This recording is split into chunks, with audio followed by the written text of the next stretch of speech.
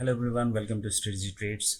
आज हम बात करेंगे मूविंग एवरेज के ऊपर में और जानेंगे कि किस तरीके से ये मूविंग एवरेज काम करता है और किस तरीके से हम अपना एंट्री और एग्जिट पॉइंट बना सकते हैं। तो चलिए जानते हैं इसके बारे में पूरी डिटेल्स में।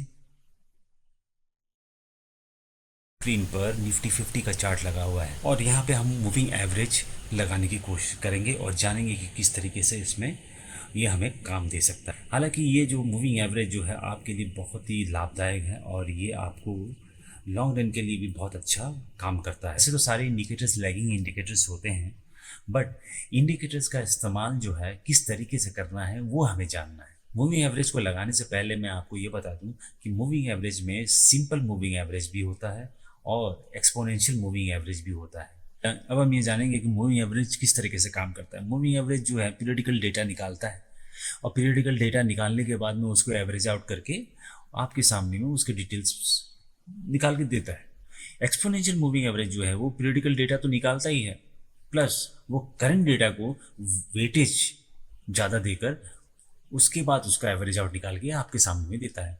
दैट मीन्स कि जो करंटली जो चीज़ चल रहा है का डेटा निकालता है और उस डेटा को निकाल के आपके सामने में रखता है। कौन सा अच्छा है? अगर हम मूविंग एवरेज में बात करें तो सिंपल मूविंग एवरेज रखें या एक्सपोनेंशियल मूविंग एवरेज रखें? तो एक्सपोनेंशियल मूविंग एवरेज जो है वो बेहतर काम करेगा।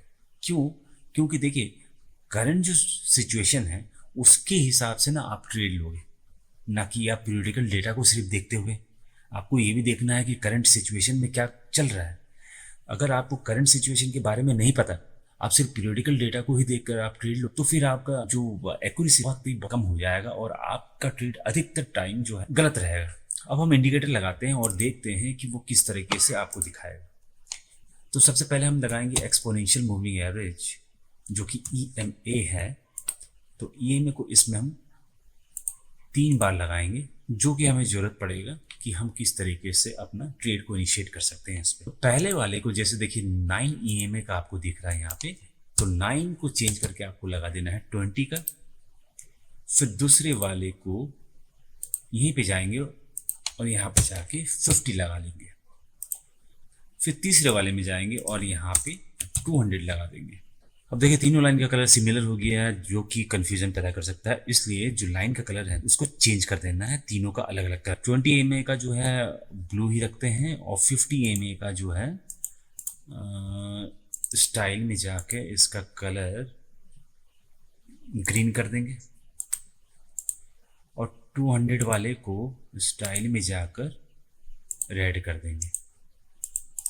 ठीक है, तो जैसे कि मैंने आपको कहा था कि मूविंग एवरेज जो है पीरियडिकल डेटा को देता है, तो ये जो 20 EMA जो है ये 20 डेज का पीरियडिकल डेटा दे रहा है आपको, और 50 EMA जो है 50 डेज का दे रहा है, और ये 200 वाला जो लगा हुआ है वो 200 डेज का। तो हम ये जानेंगे कि ये इंडिकेटर्स लगाने के बाद में हम अपने ट्रेड को किस तरह से इनिशिएट कर सकते हैं। देखिए बहुत सारे लोग जो हैं क्रॉस ओवर पे अपना ट्रेड इनिशिएट करते हैं। जैसे कि मान लीजिए 20 EMA जो 50 EMA को क्रॉस करके ऊपर की साइड जाता है, तो लोग यहाँ पे ट्रेड अपना इनिशिएट कर देते हैं। उसी तरह से 20 EMA अगर 50 EMA को नीचे क्रॉस करके नीचे आ जाता है तो वो नीचे का ट्रेड ले लेते हैं। ठीक है, लेकिन हम इस क्रॉस ओवर पे ट्रेड नहीं लेंगे, हमारा इस तरह का इनिशिएट नहीं होगा अपना ट्रेड। क्यों? क्योंकि इसमें जो है बहुत ही ज़्यादा एक्यूरेसी का लेवल जो है वो डाउन हो सकता है, और अगर आप इस तरह से आप इनिशिएट करके अपना ट्रेड लेते जाओगे तो आप ओवरऑल मंथ प्रॉफिटेबल में ना होकर आप लॉस पे ही रहेंगे। अब मैं जो बताने के लिए आपको जा रहा हूँ ये आपकी ट्रेडिंग एक्यूरेसी को बढ़ा सकता है, लेकिन ऐसा नहीं है कि एक ही बार में आपका एक्यूरेसी अच्छा हो जाएगा। इसके लिए थोड़ा सा आपको अपना टाइम देना पड़ेगा। देखिए हमारा जो टाइम फ्रेम होगा वो 2 मिनट्स का रहेगा। उसके बाद जो ये 20 EMA जो है 50 EMA के ऊपर होना चाहिए और 50 EMA जो है 200 EMA के ऊपर होना चाहिए। ठीक है, ये हमें अपसाइड के लिए अगर हम देखते हैं तो। अगर हम डाउन साइड के लिए देखते हैं तो 50 EMA जो है 200 EMA के नीचे होना चाहिए और 20 EMA जो है 50 EMA के नीचे होना चाहिए। तो 200 EMA का इस्तेमाल क्या है? 200 EMA ये आपको बताएगा कि आपको नीचे का ट्रेड लेना है कि ऊपर का ट्रेड। 200 EMA जब तक इन दोनों के नीचे है तब तक आप ऊपर लेंगे, जब 200 EMA ऊपर की तरफ होगा इन दोनों के तो आपको नीचे के ट्रेड लेना है। तो चलिए हम देखेंगे प्रैक्टिकली कि किस तरीके से ये हम ट्रेड अपना ले सकते हैं और इनिशिएट कर सकते हैं। जैसे कि आप ये देख सकते हैं 200 EMA नीचे है, 50 EMA इसके ऊपर है और 20 EMA 50 EMA को ऊपर है। आपको यहाँ खोजना है एक बुलिश कैंडल, और ये जो लाइन है ना ये एक स्ट्रेट लाइन होना चाहिए कि इसमें ऐसा नहीं कि थोड़ा सा बैंड हो, इतना चलेगा, लेकिन ऐसा नहीं कि कुछ ज़्यादा ही इस तरीके का बैंड हो।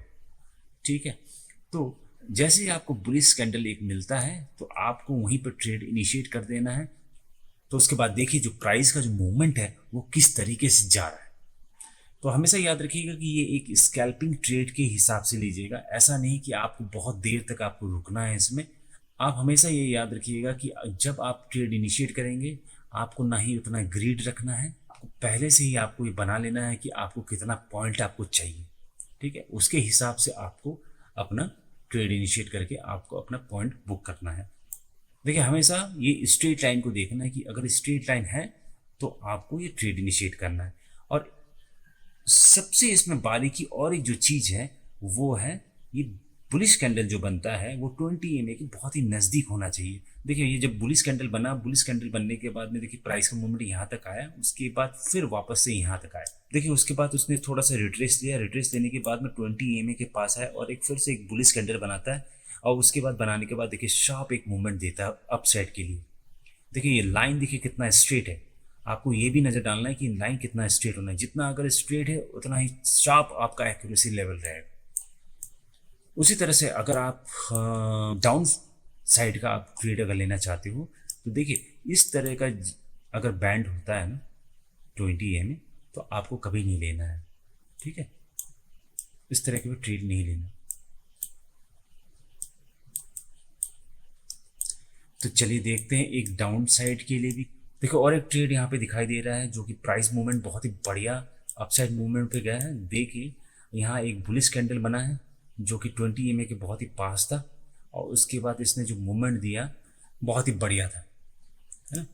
तो चलिए और देखते हैं इसमें। देखिए अभी तक तो हमें डाउन साइड का तो नहीं मिला है। देखिए यहाँ पे और एक ये भी बहुत ही बढ़िया ट्रेड है, 20 EMA के पास आया और उसके बाद बहुत ही बढ़िया बुलिश कैंडल का फॉर्मेशन किया। उसके बाद देखिए प्राइस का मूवमेंट शार्प अपसाइड मूवमेंट कितना बढ़िया गया हुआ है। ठीक है,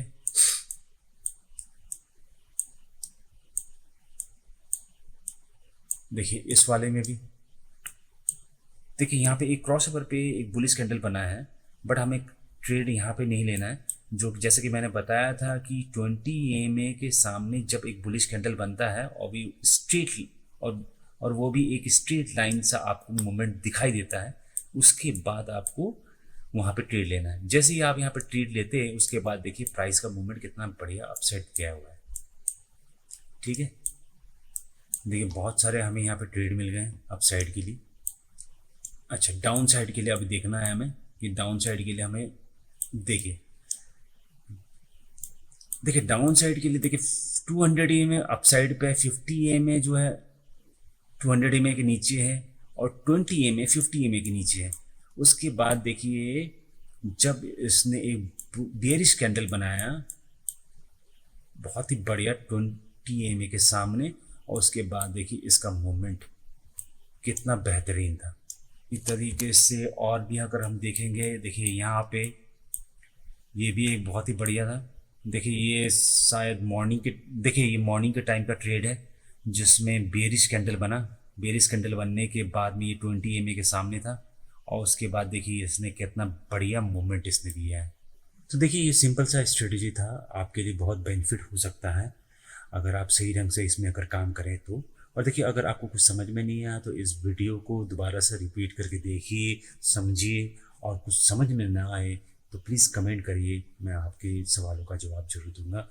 थैंक यू वेरी मच।